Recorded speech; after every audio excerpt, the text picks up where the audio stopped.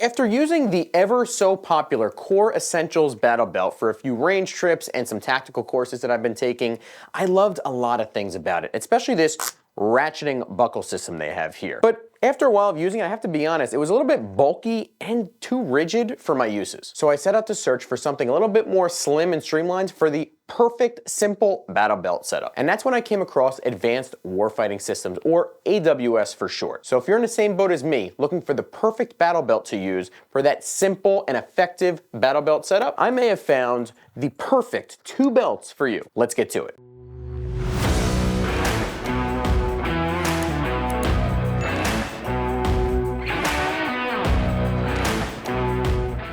What is up, everybody? Welcome back to the channel. If you did not already know, my name is Jay Costa, and I am just a red-blooded American patriot like many of you, living behind enemy lines, some would say, here in the great state of New Jersey. And if you get value after watching this video, please hit that like button. It really helps me grow the channel, and also consider subscribing because we have a community of like-minded individuals living in blue states like New Jersey, as well as other blue states like it, where we have to consistently and constantly fight for, protect, and defend our Second Amendment rights that are always under constant assault. So if that interests you, hit the subscribe button and that notification bell so you can stay up to date on our weekly videos. And in this video, I'm gonna go over two belts, both by AWS. That is the SMU Molly belt and the Lab or LAB belt by Advanced Warfighting Systems. I have now used both of these belts at the range as well as some training courses, so I will go over the features of each, how they compare to each other, and which one I finally decided to use for my simple go-to battle belt setup. So first, let's go over AWS as a company and a brand. AWS is a military contracted duty equipment manufacturer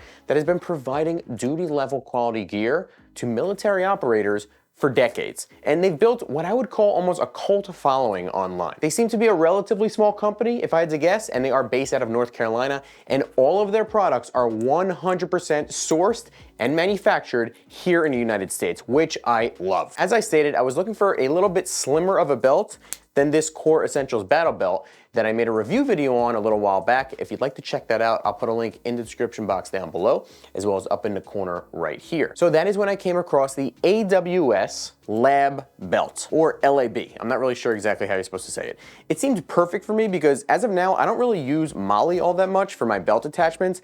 I really actually rather prefer using Velcro one wrap because it's easier to attach and detach on the fly. So when I ordered this Lab belt, I was actually very surprised when AWS offered to also send me their even more expensive SMU belt. And they sent me this in order to do a review on my YouTube channel. So that is my relationship with AWS.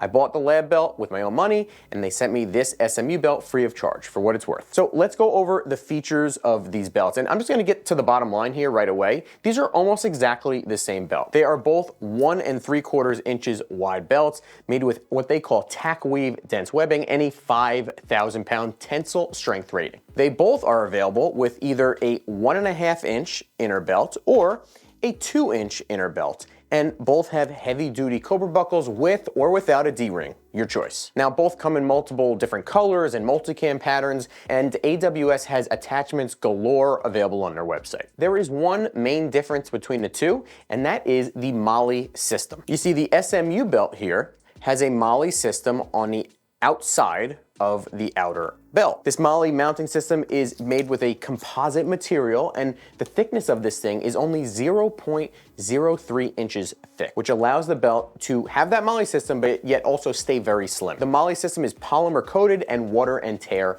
resistant. The Lab belt, on the other hand, has no Molly system at all, but you can buy one of these little Molly patches, which actually slides on the belt just like so, and it uses Velcro on the inside and the outside to stay secure. So if you only have a couple different attachments using Molly, you can buy 1 or 2 of these and put it on the Lab belt or LAB belt and have Molly attachments available. It won't be as secure as on the SMU because you're still using Velcro, but if I was a betting man, which I'm not, I would say that you should be good to go. Now, in order to slide your attachments as well as that Molly panel on and off more easily, AWS actually provides you with this like plastic piece here, and it's actually stored inside the inner belt. On the inside there, you can see one sitting right there. So basically what you do is you take this piece of plastic, you kind of wedge it in between the panel, you slide it onto the belt so that the Velcro is not catching. Once you have it where you want, you slide that plastic out and you cinch the Velcro down. It's actually a pretty cool setup, I have to be honest with you. And I really like that they have that little sleeve in the inner belt, just in case you have to move attachments, whether you're out on the field or taking a class or whatever. Now, of course, if you, like I said, if you want MOLLE on that lab belt, you do have to buy a couple of these, and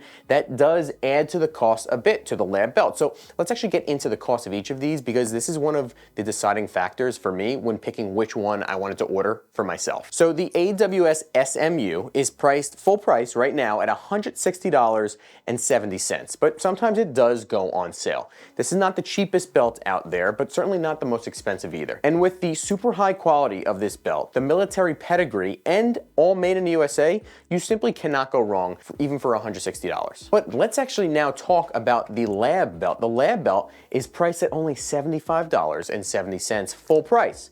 And on sale, it goes down to the low $60 range. For a belt with this quality, that it's just an outstanding price. And I don't think it can really be matched by anything else on the market, frankly. Now, once again, it comes with no MOLLE at all. But if you want, you can buy those panels. They're only about $10 each. So even if you buy 2 of those, you're still well below any other belt on the market price-wise that has similar quality and features, including the SMU. So which one should you use between these 2 awesome belts? Truth be told, you cannot go wrong with either of these, but I'm gonna try to make it as simple as I can. The SMU is definitely slightly more rigid because of that composite MOLLE on the outside. So if you have a really serious war belt setup going on with many different attachments that you don't wanna move around at all with that MOLLE mounting system, I would probably say spend the extra money and get the SMU. But if you're looking like me and you only have a holster on one side with some mag pouches on the other, I would save the money and go with the lab belt. It offers extreme high quality, similar to the SMU, really the same as the SMU, and extreme comfort as well in a simple and basic package, and an extraordinarily affordable price for all that you're getting. More heavy and rigid is not always better. That's at least what I tell my wife sometimes. I find the flexibility actually in this lab belt very comfortable to wear. I was actually taking a tactical course with that Core Essentials belt, which is super rigid. That could hold a ton of weight, but honestly, after a while, the lack of flexibility, let's call it, kind of hurt my back after a while. Maybe it's just me. Maybe your body type and stuff is going to react differently, but that was my experience. And I took a 4-hour class, a similar 4-hour class using this belt. I didn't have the same back pain at all. This lab belt fits my needs to the T at this point and is my main go-to belt that I plan on using going forward, at least for the time being. That is it for today, guys. Thank you so much for watching. Do you have any experience with AWS, and more specifically the lab belt and or the SMU belt? Which ones do you like better? What do you like about them and not like about them? Or if you have any questions about these, I would certainly love to help you in any way that I can. Drop a comment in the comment section down below and let me know. Also, if you love this video, you will love my custom created firearms playlist to all of my firearms videos. I'll put a link in the description box down below, as well as up in the corner right here. Appreciate it as always again, and I will see you next time.